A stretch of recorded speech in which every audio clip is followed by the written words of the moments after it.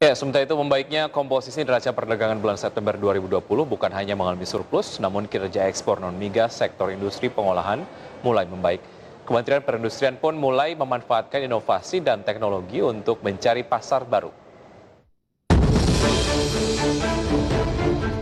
Kondisi pandemi hingga kini membuat para pelaku usaha harus melakukan penyesuaian dan meningkatkan efisiensi dan keberlanjutan usahanya.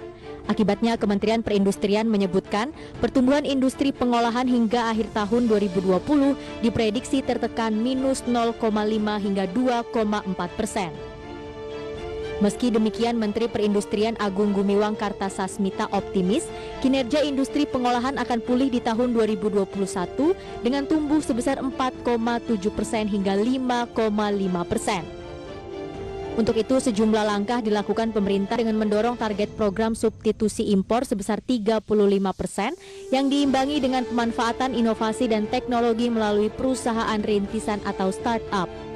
Pada tahun 2021 nanti, kinerja industri pengolahan diperkirakan akan mampu tumbuh sebesar antara 4,7% sampai dengan 5,5%.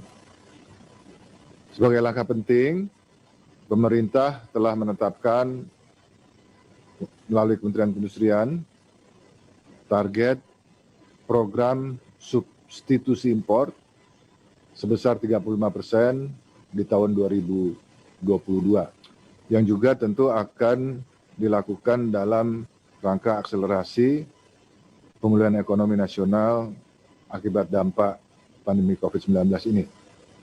Dengan memanfaatkan teknologi melalui startup sebagai penyedia teknologi melalui program Startup for Industry yang diyakini bisa menjembatani kebutuhan pelaku industri dengan masyarakat sebagai teknologi provider, diharapkan sektor industri mendapatkan pasar khususnya pasar baru. Dari Jakarta, Ade Firmansyah, IDX Channel.